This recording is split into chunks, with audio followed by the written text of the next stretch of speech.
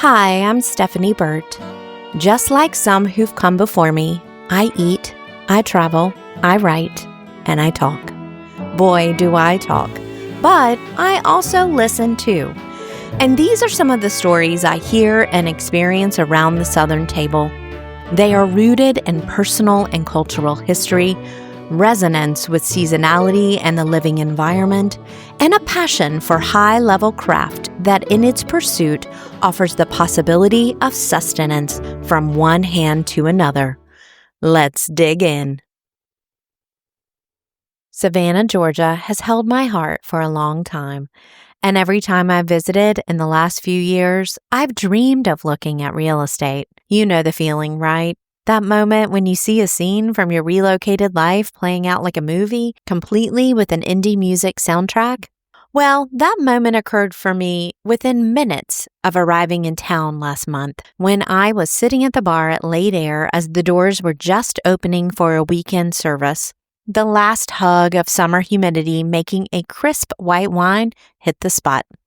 Late Air grows out of Colin Breland and Madeline Ott's love of wine, and more importantly, love of sharing and talking about it.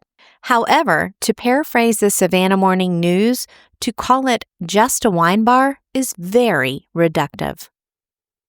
This is a rare moment when it's quiet in here. This is one of the most talked about places in the South right now, I think. I have had so many people go, "Have you been?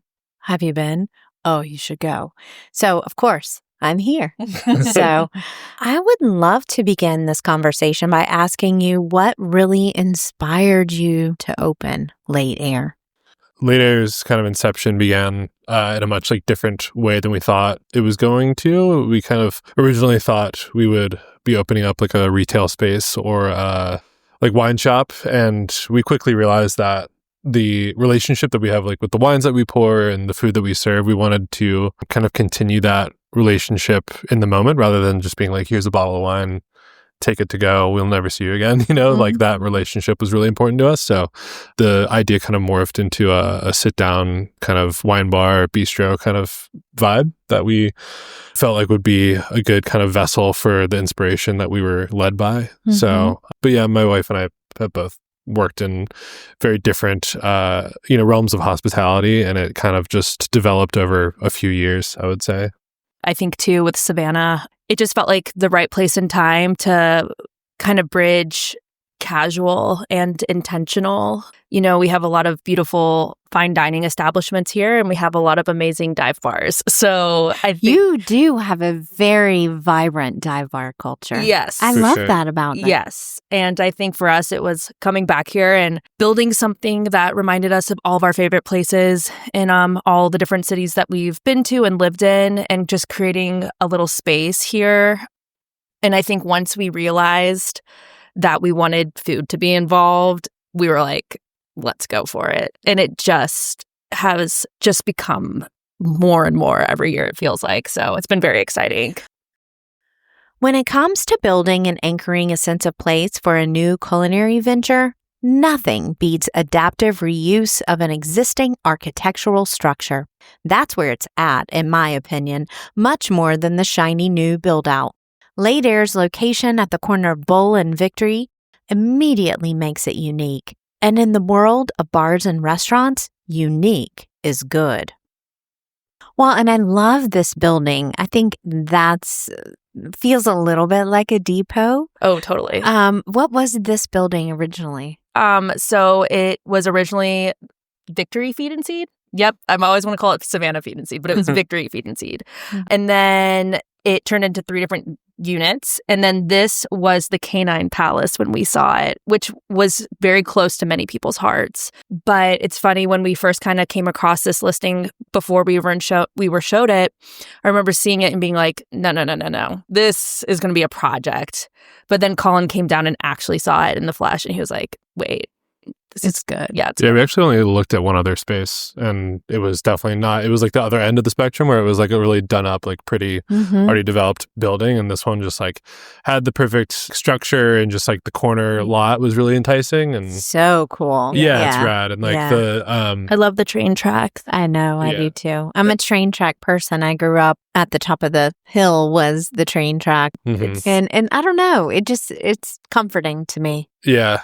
I think, I don't know if we find it as comforting. When it's coming by. Yeah, when we're trying to have a conversation with a guest and there's a train flying by. And you're like this. Yeah. Like, just one moment. Yeah, But I do think it's cool whenever we are in service, and especially like when the light's changing and it's getting darker outside and there's people who are maybe visiting and they just turn around and get to see this train going by. The other thing that I think is special about this building is the amount of times people have come in here and have told me a story about growing up here and having been in this building when it was the feed and seed or getting dog food here. It's just cool to know how many people have been through these doors before it was what it is now.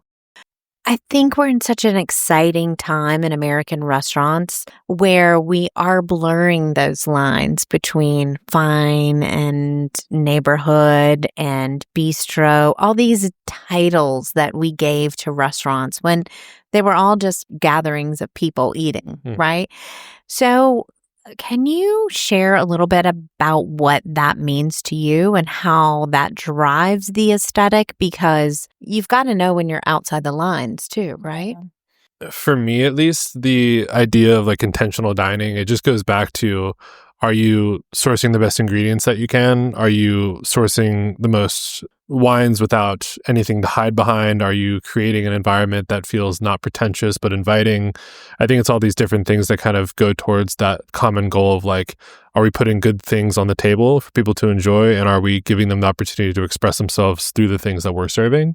Because we're expressing ourselves through the wines that we pick, the food that we serve, but are people able to come here and express themselves in how they dine and who they're bringing to dine with them? And I think for me, like, that's the intention behind the business, is to create a space that's, you know, we strip away all the ideas of like, I need to know about wine to enjoy this place, or I need to have, you know, a repertoire of restaurants that are, you know, sought after. And like, I don't think that's the energy that we were trying to bring to it, because again, to tie into the story of the building, it's like, this has always been a place that services a neighborhood, and we wanted to be those people for this area. But I think when it comes to like intentional dining, it's just like, are you creating something that's not smoke and mirrors? You know, it's like, put your best thing out there, and like, don't tie it to ego or go beyond what it actually is, because at the end of the day too, it's like, we're just eating and drinking. Like, all we're here to do is get drunk and eat food. Like, just expanding on that a little bit, when we lived in Nashville for a year and I was able to work at Lou, which is in East Nashville. I love Lou. Yes, it unfortunately has closed its doors. However,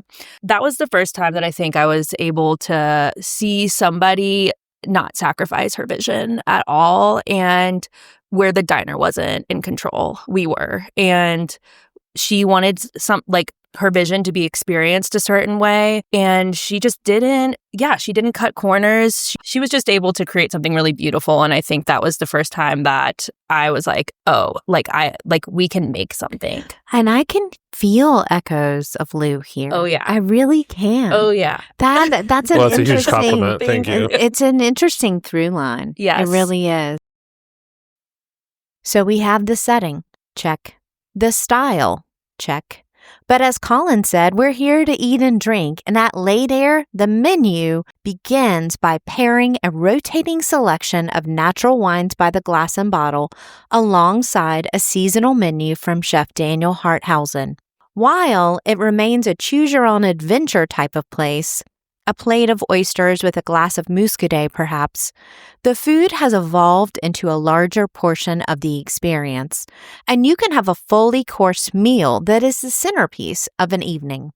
But don't think I'm going to skip over that term I just used, natural wine. You're right, it's a loaded term for sure these days. There's such an interesting conversation happening that seems to be a conversation of opposites. on one end, there are those of us that love low intervention wines and, experimental things and funky and whatever. And then there's the other side that makes fun of us for liking low intervention, funky things.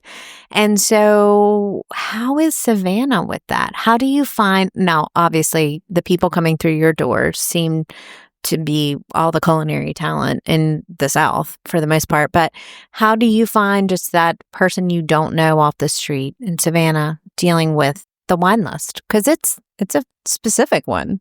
Yeah, for sure. I mean, I think for my perspective, again, like we're putting things out there that we believe in. So I don't try to be like, hey, this is what we love. And then, but also like, don't worry, like we have Kendall Jackson in case you don't like this stuff. Like we are unequivocally trying to portray who we are as people, right? Through the wine list. And I think for me, it's been really fun to kind of adapt to people's tastes and styles and things like that in this environment, because we were pouring wine in Virginia and Tennessee before that. So all these different markets have a different, vernacular when it comes to drinking natural wine.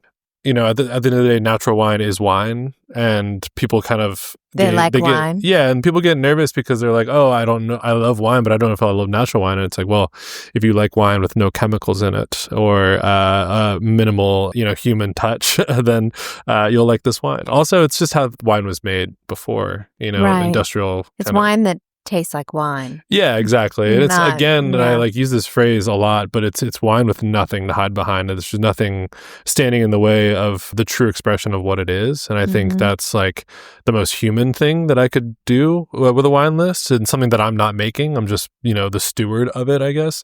But we're just people that are trying to explain why it's special. But I think, people come in here looking for a newer experience. And I think there's some people that come in and they're like, ready to go, and they know and love natural wine, and they see producers on our list that they've been wanting to drink for a while. And then we have people that are, like I said, kind of not as equipped with the verbiage around what it is and what it means, but that's what we're here for. Also, too, it's like our job is to create a comfortable place for people to like learn about it if they want to. Experiment and try. Yeah, totally. And we don't love messed up wines. Like we don't like things that taste like a mouse cage and things like that. But because no one wants mouse cage. No, for sure. But I think there are a lot of people that have a bad relationship with natural wine because they've been introduced to it through the kind of like marketing ploy that is like, oh, it's natural, so it must be like wild or things like that. But it's definitely not the case. Right. Yeah. Yeah. I think too, with like in terms of Savannah, it's been really cool seeing how people interact with like by the glass or the bottle list. But there are a handful of people that have come through these doors who I've seen just like start in one place, maybe have their guard up, and now are just like totally on board, excited to be drinking, new bottles, interested in orange wines.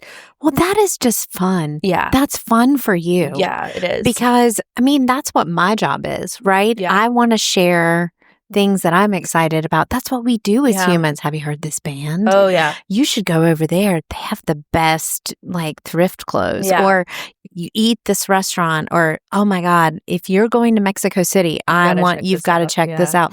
That's what we do as humans. Yeah. That's how we connect. And so basically you've created a place that you hope invites that kind of connection. Each week, Colin and Madeline sit down with their staff and taste bottles, simultaneously educating, building through shared experience, and getting different perspectives. It's an investment of time that keeps the staff engaged and connected with each other and the guests, many of whom can't wait to order one specific thing. You have that salad. That is fluffy. Oh, yeah, the Caesar salad. The Caesar salad is having a moment nationally. Yeah, Daniel's world famous Caesar salad. But that's the salad to have in Savannah. It is covered in Parmesan and decadent.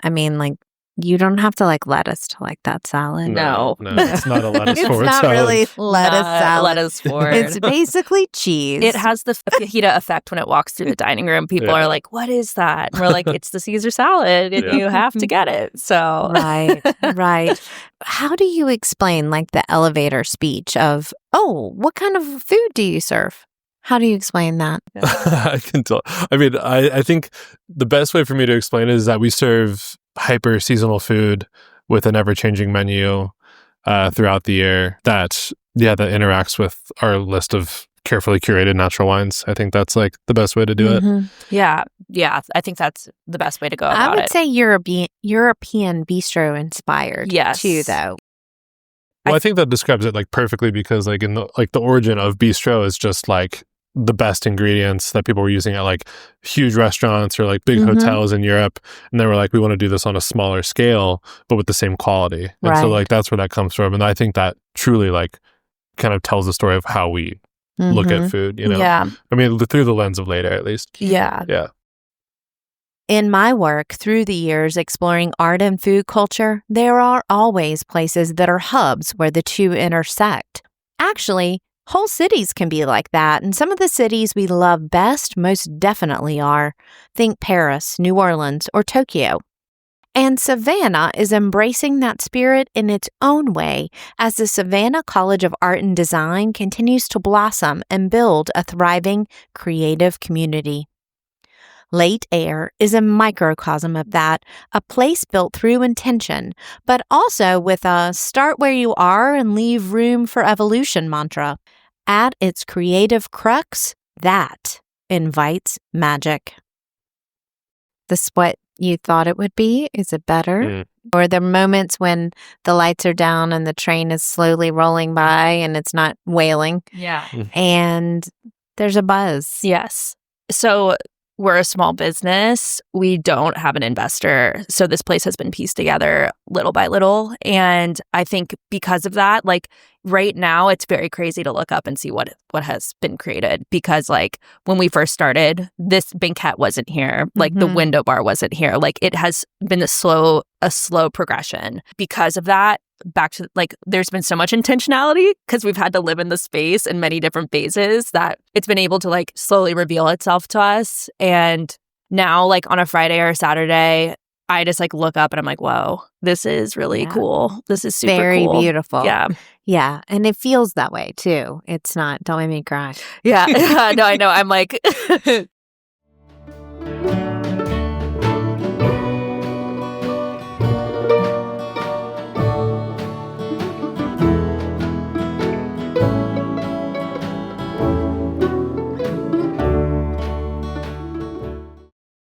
Behind every meal is a person with a story to tell and a larger cultural conversation. I'm David Page, Emmy-winning creator of Diners, Drive-Ins, and Dives. My podcast, Culinary Characters Unlocked, explores the people and issues shaping how we eat. From immigration and tariffs impacting restaurants, to conversations with culinary trendsetters, the serious and the fun side of food. Culinary Characters Unlocked, every Tuesday, wherever you listen to podcasts.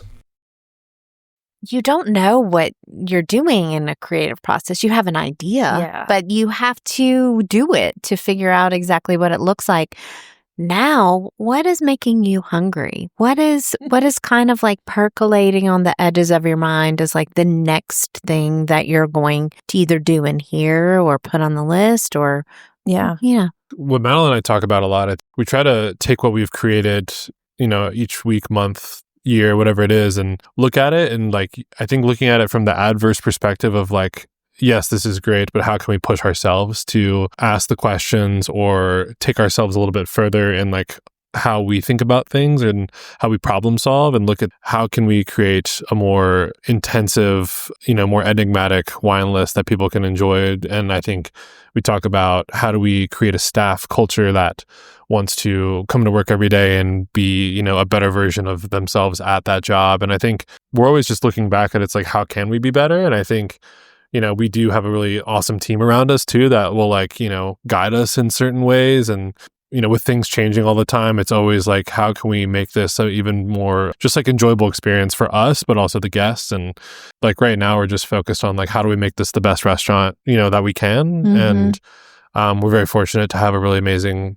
group of regulars and neighborhood guests that come through all the time that like are seeing it change, so that also drives us too. Every day we're kind of putting ourselves out there in a way. And so we want to have a conversation with you. Yeah. Totally. We want you to express yourself and we want to express ourselves and then see what happens in the middle. Yeah. Right? Totally. So I think something that also should be mentioned is like we are a completely electric kitchen. So like we have a half-size induction oven, couple burners, it's a super small kitchen. So I don't know how we churn out as much food as we do. And that, a lot of that goes to Daniel and being able to just like turn that kitchen into the machine that it has been. Moving forward, some of our next project is that. We know you need an oven. Yeah. We need a hood. Yes. Yeah, exactly. So I think stuff that won't be front of house. Yes. Right? Yeah. I understand that. Yeah. Yes. So always kind of working on the improvements again. Started kind of with nothing, got the doors open. So it's been like when we can, we tackle the next thing, That's awesome. Now, this next question is quick fire for both of you. Okay. I need to hear one aspect of this job that you've created. What is one aspect of it that really meshes with an aspect of your personalities? Meshes in a good way. Whatever way you want to talk about. Having a hyperactive mind and a busy service, it's bliss. That's where I start to see straight, and like just, I don't know, like. You're like flow state. Yes. Yeah. I think just being able to be in a fast-paced environment with a fast-paced mind is awesome. So I think that's when I realized that that's why I enjoy doing this, is because like I can do it really well. Right. That's awesome.